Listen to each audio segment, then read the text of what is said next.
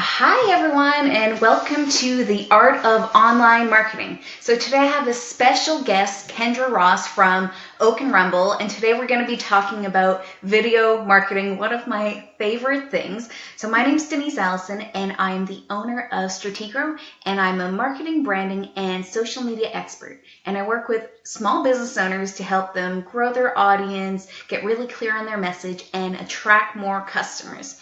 So last week my guest was from a past life, and this week I have another old friend on the show. So Kendra and I actually went to university together. We lived in the same residence, which of course is Windsor Hall at Mount A. So go Mounties.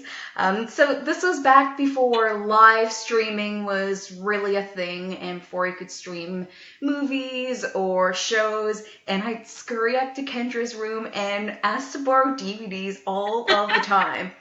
Yeah. And I was thinking about this the other day, and now I can't really remember the last time I watched a DVD. So I've had a DVD player sitting in this corner for years. Well, I've moved, so it's sat in various corners.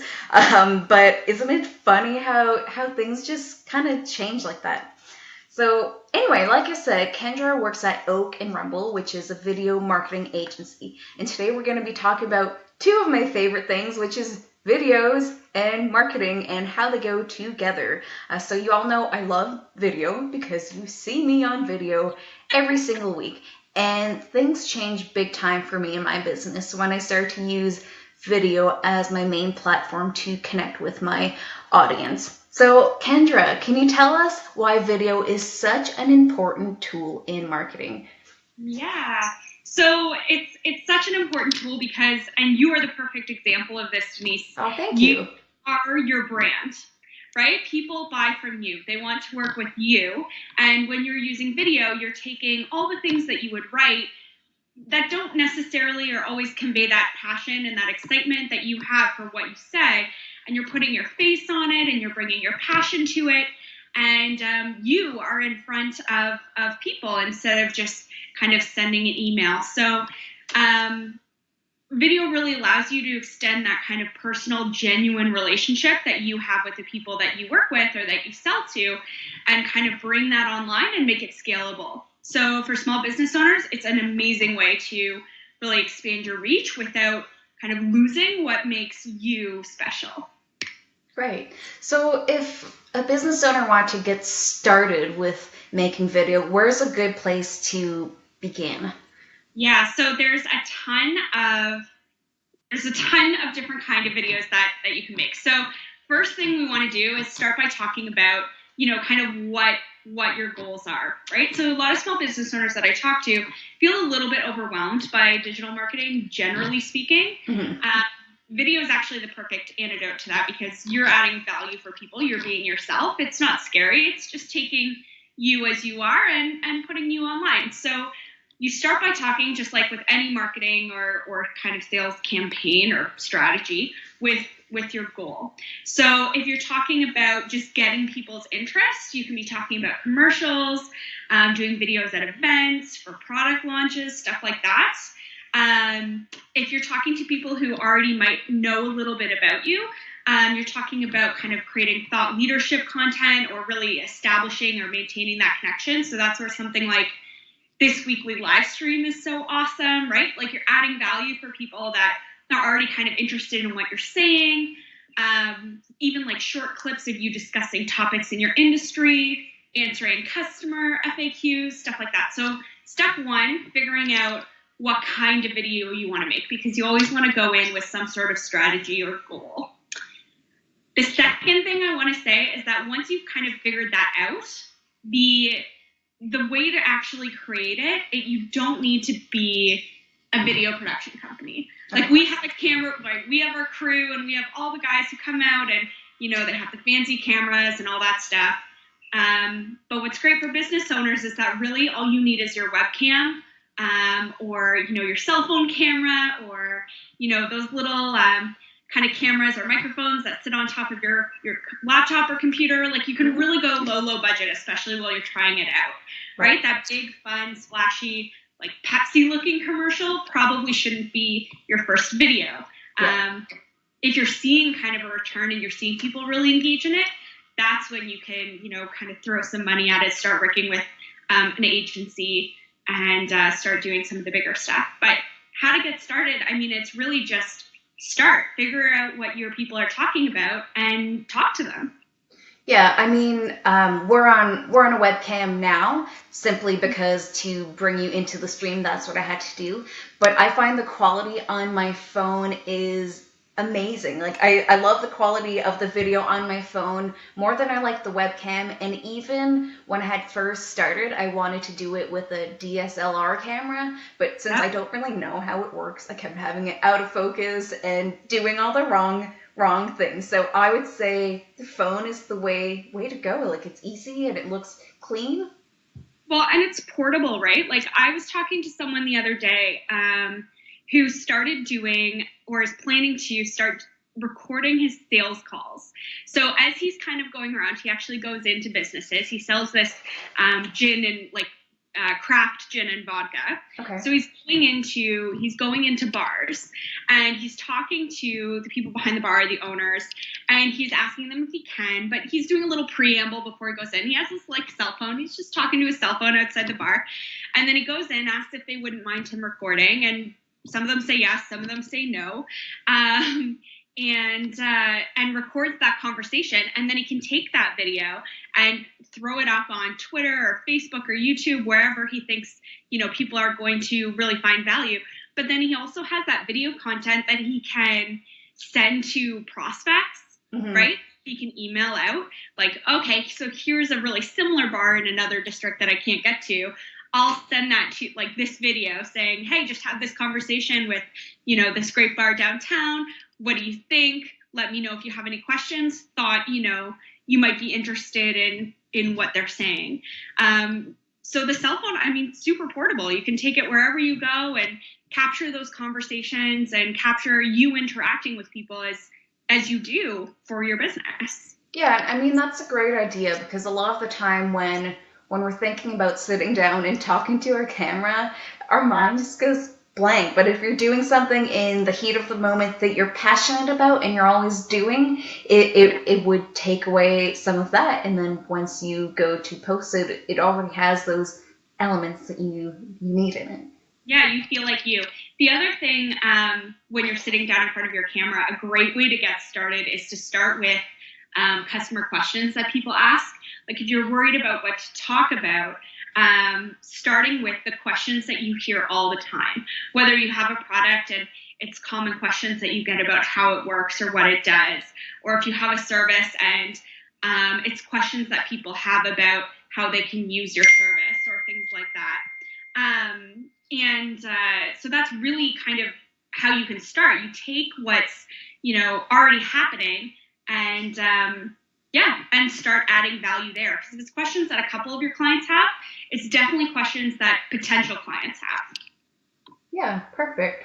So, I mean, I live stream to Facebook, and then what I do is I download the video and I upload it to YouTube so I can put it on my website. And I also use that same link I use the website link to go to Twitter, and I use the YouTube link to go to LinkedIn. So tell me about that process and what the best practices for that might be. So generally speaking, for most people, you want to host your video on your website. Okay. The exception is live videos like Facebook, right? Because your ultimate goal is generally to drive traffic there. Okay. I tend to suggest that people treat YouTube like a channel. So treat YouTube like you would treat Facebook or Twitter, right? If you're driving traffic to YouTube, you're essentially pointing people to a place where you could lose them, right? They go down the YouTube rabbit hole, they discover your competitor, they're now off watching late night talk shows. That might just be me, but that's okay. So that, you can lose them. So if you're directing your Facebook traffic, your LinkedIn traffic, your Twitter traffic, all to your website, you have a better chance of capturing that interest and pointing it in the right direction or giving your audience the next piece of information. When you're uploading to all of those places, though, native video is really the way to go. LinkedIn just rolled out native video. So when I say that, I'm saying actually uploading the video so that it plays in the stream. Right. A really common mistake that we see people make is taking YouTube links and just sharing the link on Twitter, Facebook, or LinkedIn. So I have a question about this LinkedIn streaming, because I don't have this yet. So is it being rolled out to some people quicker than others? Yeah, they were doing a staggered rollout. I thought it was everyone now, but I could be wrong about that. So it is coming to you. Don't worry. Yay. But when you look in your post where you would normally see upload a photo, you should now see video. Right. You might have it on your mobile app before you have it on your desktop. I got mine on mobile like a week before I got it on desktop, but it's coming and it's very exciting. So I keep checking it, not every day, but every few days. I'm like, do I have it yet? And I don't. But back to the kind of original statement is I always do that. I always advise my clients to upload their video right into Facebook or wherever they're doing it, because I find I get way better reach if it's right in Facebook, because it kind of plays automatically, and Facebook wants you to stay in Facebook because that's how they make money. So yeah. Facebook prioritizes video that's uploaded and plays natively over video that's shared in a link. So you're more likely to get reach in people's feeds. It's more likely to be near the top of those feeds, and then people like it better, right? Like if you're talking barriers to entry, people who are browsing Facebook don't want to leave Facebook, right? It's not just Facebook that wants people to stay there. Like people, if they're 20 minutes deep in reading through their Facebook feed, they're not clicking out as much as they're staying in, if they can, right? So if they have the choice to either click or stay, they're going to take the lower barrier option. So your engagement rates tend to be a lot higher. And then they're more likely to share. So, because it looks cool, right? The play button looks cool, and it looks cool when it auto plays, and people get stuck in that, which is awesome for us. Yeah, and what I love about when you upload a video is you have the option to create captions automatically. They are never accurate at all, but I still like that it's an option. Yeah, so captions are really huge. There's a great metric now that a lot of those platforms are starting to report on, and it's the percentage of people who are watching your content with the sound on or the sound off. And it's overwhelmingly usually with the sound off. Like more than 60% of people will watch your content without the sound on. So captions are really huge. So Facebook, when you upload your video, you can auto-generate them, which is really nice. You do have to go in and edit them. Like, don't just click upload, because that's not great. They will not ever get your brand right or any of your niche terminology. So you can just auto create them and just edit them really quickly. Usually takes me 5 minutes. It's not overwhelming. And then go. Now, that's worth noting. It takes me 5 minutes because my videos are short.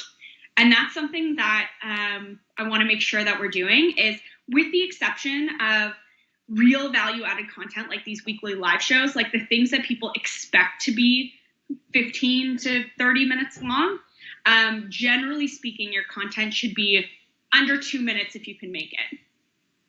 Super important. Okay. Not just captions easily. And is that because people are more likely to watch it all the way through, or what's the reason behind that? You're going to start to see people drop off. So engagement rates generally, if you're tracking one metric to see if your content is doing well, engagement rate is the most important, in my opinion. Reach is great.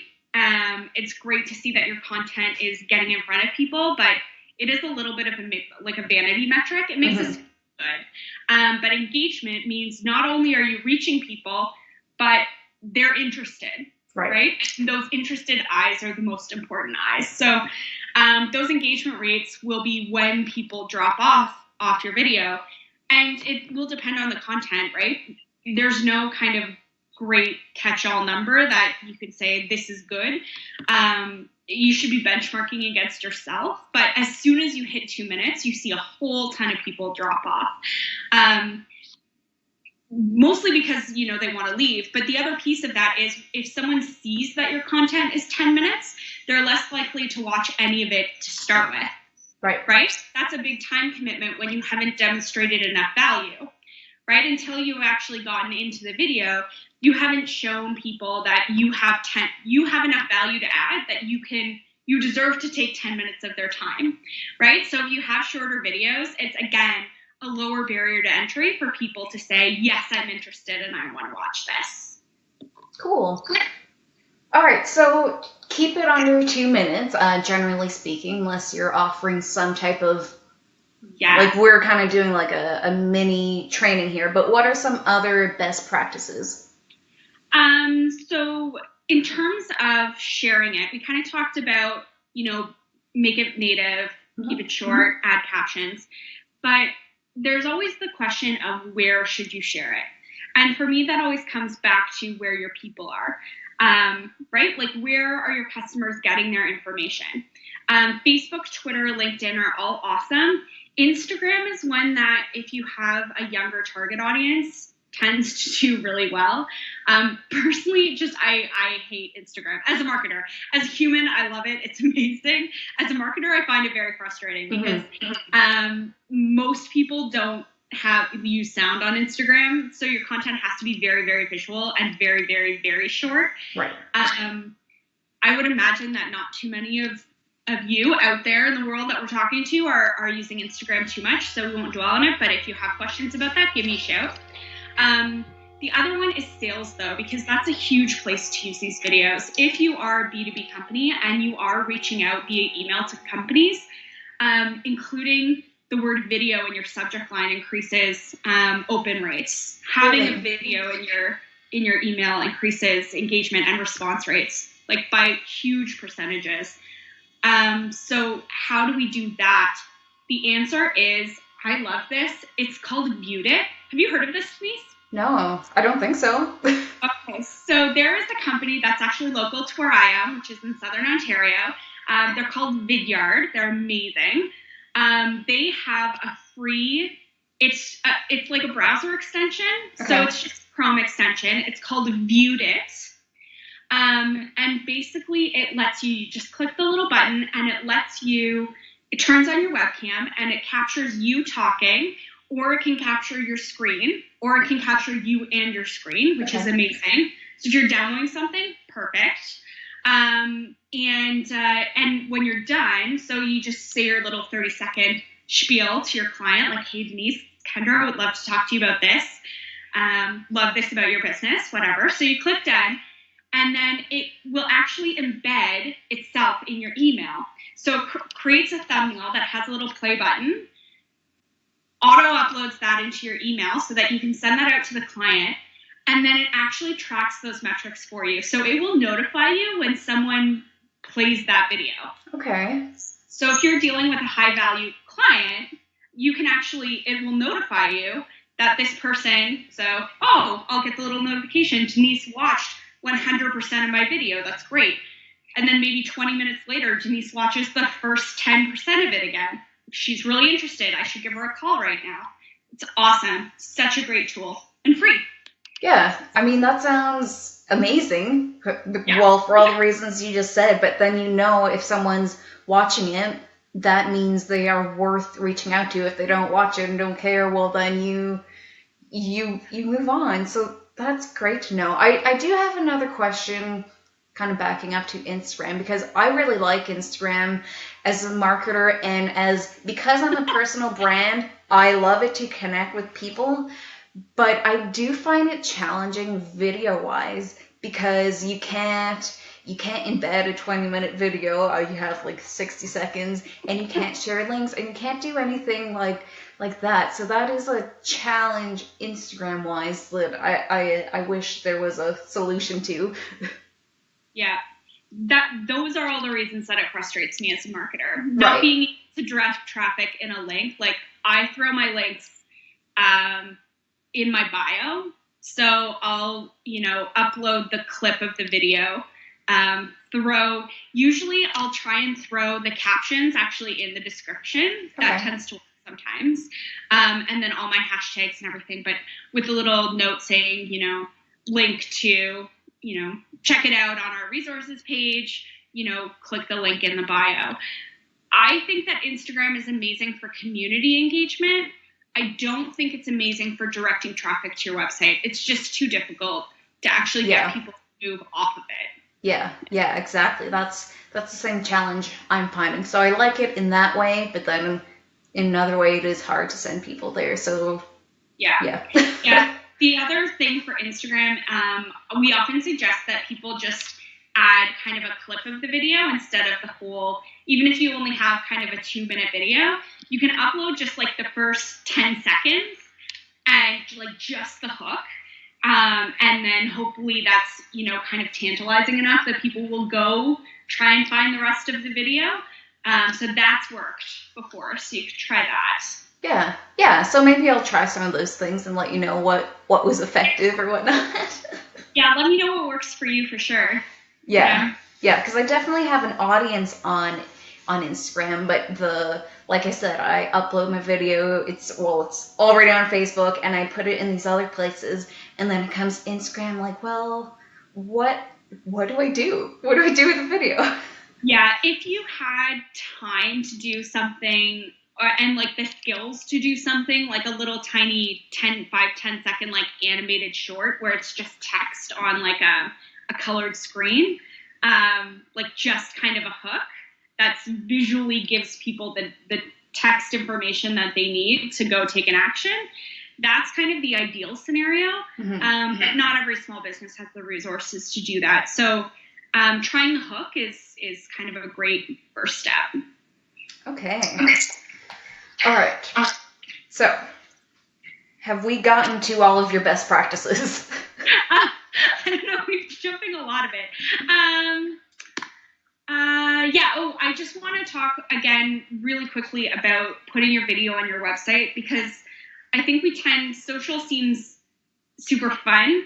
And it is, and it's amazing in so many ways. But your website also, for a lot of people, can drive 30-40% of your traffic just through organic search, right? Okay. So if you are selling through your website, I want to make sure that you put your video there too, because Google really loves video. So Google ranks websites with video higher than those without. Okay. Google will include your video in their search results, so it will natively appear in Google's search results page. All really awesome stuff. So content, it only lives for a really short time on social. Even if you're kind of reposting it has a shelf life. Yeah. But it really does live forever on your website. So as much as you can, if you do host it there as well, you're making sure you get value from it 6 months, a year from now, instead of just for the next, month, which is awesome. So yeah, I think those are my best practices. Okay. And what about this? I've heard different things about this. So mine are all hosted on YouTube simply because that is the platform that my website supports to embed it. Is that okay, or what's the deal there? Yes. There are other options that will give you better metrics and things like that.